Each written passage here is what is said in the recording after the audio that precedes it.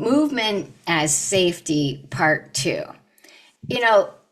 What came up last week was that, I want to address that some people, notice that even when we imagined movement, doing the visualization of it, even just doing a small amount, like, whatever you were doing for the actual movement, that your symptoms seem to increase, or your anxiety about it, or, emotions. And it's really interesting to notice that, we aren't out doing it, but even sometimes it just shows how much it comes from the brain and how powerful our brains are to even imagine us doing it and having some, symptoms. It's like we can't deny the mind-body experience. I mean, someone embarrasses us and we're gonna blush. And that is, a thought, oh, this is embarrassing, to whoosh, a physiology coming out. So, it doesn't mean, though, that when this is happening that anything's wrong. Not at all. In fact, it just, like I said, it shows the power of our brains and that we're in the right place, looking at them, working with them, making them try and feel safe. Same with our nervous system, because our nervous system is the one that kind of has these little feelers that will tell us, is she safe? Is she unsafe? And that sends a message to our brain. So, because we were imagining movement, not actually doing it, our brain might still be responding as though it needs to protect you, because that's what it wants to do. That's what we're in, this hyper protective mode. And that's okay. That's the sensitized nervous system. That's where we are. And it came from a whole bunch of factors. We know that pretty much by now it might not have been the COVID virus or whatever happened there, but it was the time of that. It was the way we may have been living before. It may have been that we were already kind of close to overwhelm, and that was the trauma that took us over the edge to and dysregulated our nervous system. So it's not just this one event, but it has carried on because it was such an immense time in history, that it makes sense that our nervous system would be like, what? I can handle, maybe a saber-tooth tiger coming at me, saber-tooth. Gosh, I'm messing up my times. Saber-tooth tiger, and then when it goes away, I can go back to rest and regulate, and maybe I won't have that happen for like 10 more years. But a constant, stressors in our life, constant media, constant social media, it's hard to deal with. So as much as we're trying to bring in the tools that are going to help us to fill that bucket with the good things, those other things are trying to also. So it's like we get up this far and it, kind of pushes itself down, and we get up. So we're trying to just spend a little more time balanced and in the rest and digest state. Hey, another brave warrior made it through. Way to go, Robin. We're having some problem with the website link. So good for you for finding your way here. And I apologize for that. So yeah, so we're realizing that that just our brain alone can create these real physical responses, whether it's tension, just a feeling of tension, or an increased heart rate. I mean, imagine that you're just thinking about it and your heart rate can start to go up. Of course, the sensations, the pain could, if it's somewhere in our body, that can also, because maybe the inflammation is being, hey, it's time for the inflammation to come out because there might be somewhere where we need to protect this person, or anxiety, So, and it's not, this is the part that's so important. It's not because we're causing any harm or that suddenly a structural thing has come in, because we're just imagining it. We're not doing it and using the, those muscles or, different parts of us.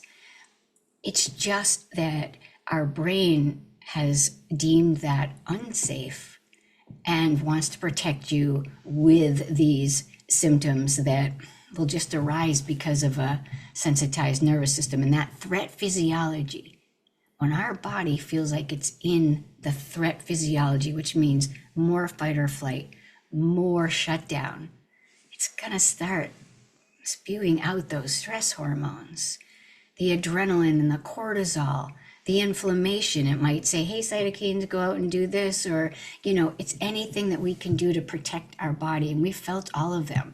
And that's why there's 222 different, bless you, different symptoms that they found in, chronic illness, long COVID, and other things. And one of them, especially we've all pretty much felt, is anxiety. And that, as we know, can lend itself to the existential questions of, when is this going to end? I've been pretty patient. When is this going to, hey, it's, I'm starting to get this. I'm starting to do the practices. I'm really doing, so much and seeing it in a different way. So when's this going to end? And again, it's those small steps of doing it without the judgment, without the, pressure, because you are doing things behind the scenes. But again, remember I told you can't see the new little network getting formed. We can't see the neurons firing together in this new way. And it takes time. It takes time for a new circuit to form. So all we can do is respond, in a certain way, keep building, taking a breath when we feel reacted, going for a walk to kind of, really think things through, or when you feel activated or you're ruminating, just anything. Remember the bilateral. It's going to come. These thoughts are going to happen, but what can we do to respond in the best way? So the most important thing that we're going to do today is, remember, like last time, you're in control of this experience 100%. So even when we're finished with the visualization, and maybe I give a prompt for if you want to try a tiny little movement from it, you can do either the very smallest version of it, or you can just simply sit and rest. And you can imagine it really going well. So all we're doing right now is we're pairing movement with safety and choice, and doing it with as much ease as possible. So before we begin, let's just get our system prepared and comfortable. So whatever that looks like for you, you can be sitting down, laying down. Your eyes can be closed or they can be open. And let's just begin by taking a slow breath in through our nose if possible, and letting that go. And again, breathing in. And letting that go, and seeing if there's any place where you can soften. We're just letting the exhale soften our body. Diana, I'm glad you're here. I heard there's a problem. We're working on rectifying that, but you did it.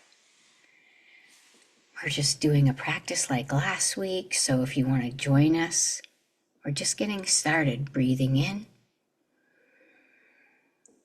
And as you exhale, seeing if there's anywhere where you can soften a little bit in the body, knowing that you don't have to hold anything in right now. Letting go throughout the body where there might be a little bit of tension or holding. And just really melt into the chair or bed that's supporting you. It's keeping you safe and grounded for this time. And there's nothing more that you need to do. So just arriving. And now we're going to move into a few gentle options. You might begin this time by imagining yourself floating on a lazy river. You've got the most comfortable, squishy float beneath you. It's even got a little cup holder for your cool drink.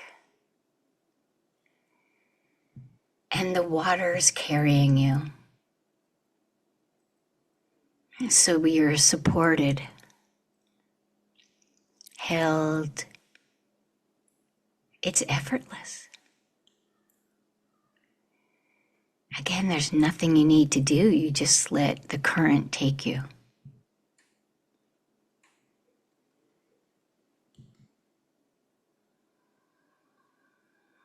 Just resting here for a moment, seeing what that's like.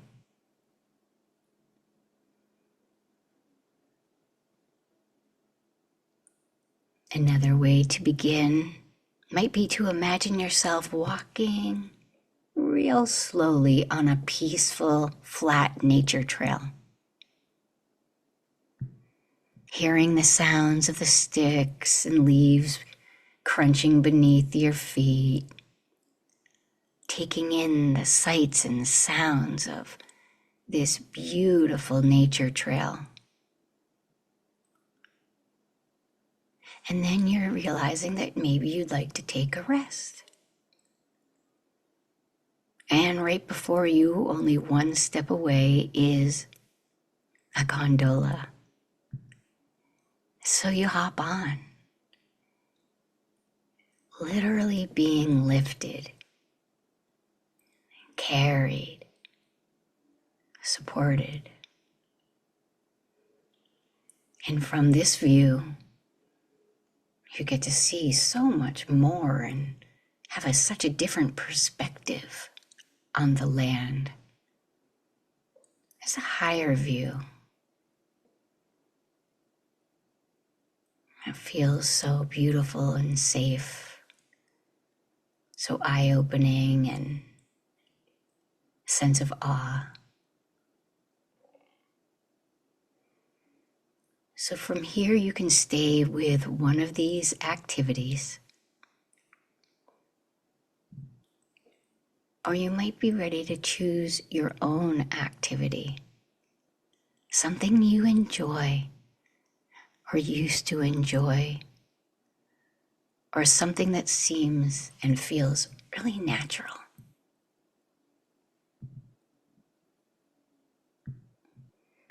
And now you can begin to visualize yourself experiencing that activity in whatever way feels safest for you. So you can simply imagine it. You can gently visualize yourself doing it. Or you can bring in a very slow version of the movement. So if it's walking, you might just gently shift the weight on your legs from one side to the other, or move your arms from side to side with a lot of ease. If it's yoga, you might do a little stretch. That feels good.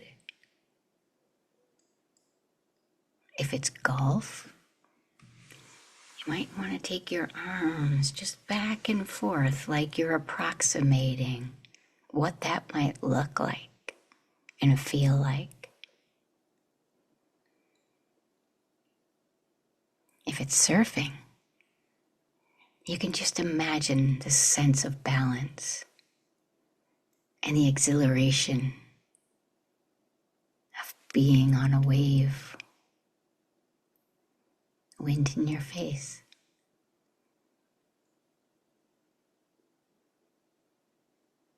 Soaring across the water.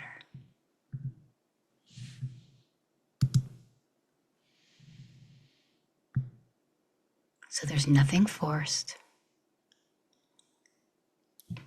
and there's nothing big. It's just small, easy, choice-based movement.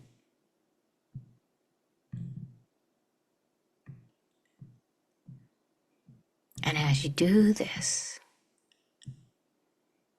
keep your awareness on safety, on ease. If your body feels good, you can continue. And if ever you want to pause,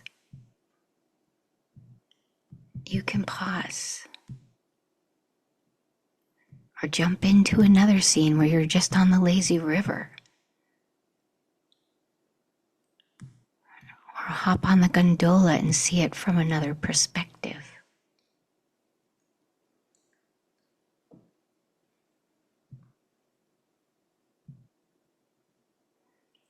And if your system feels activated at any point, just come back to stillness. Back to your breath. Back to the present moment. Just remind yourself, I'm safe here. I'm in control. I can stop any time.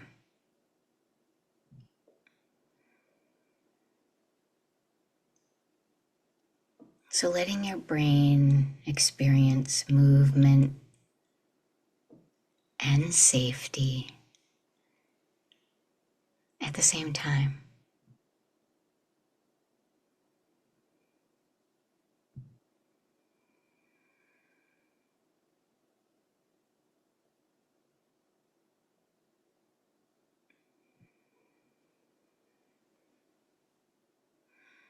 Just breathing in, breathing out, staying grounded.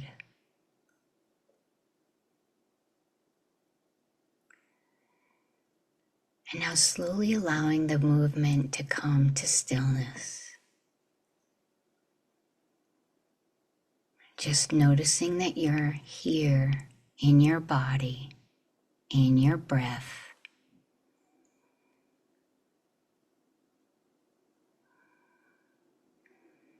Taking one last look at that image. Maybe giving a gentle smile as you see it going really, really well. Let your body and your mind register it for a moment. And when you're ready, we'll bring your attention back to the breath. Just breathing in, realizing how the breath connects the mind, the heart, and the body, making us whole.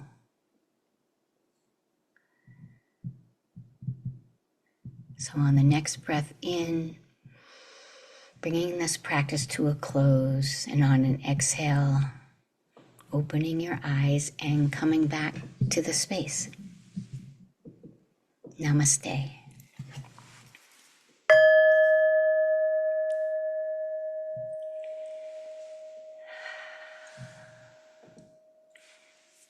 So my question is, was this a little more gentle or than the first time we did it? Did anybody have any feelings? Or maybe it's just because we repeated it again and you knew what we were gonna do. Maybe because we went a little slower this time and gave options. I'm just wondering what came up for you as we've done part 2 of this.